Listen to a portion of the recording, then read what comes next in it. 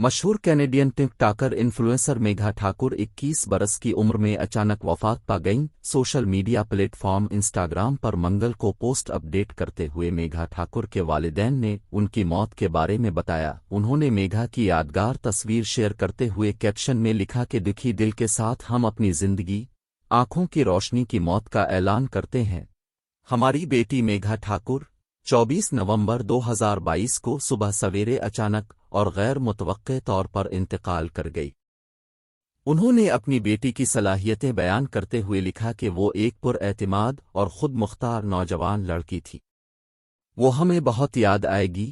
وہ اپنے تمام مداحوں کا احترام اور ان سے پیار کرتی تھی۔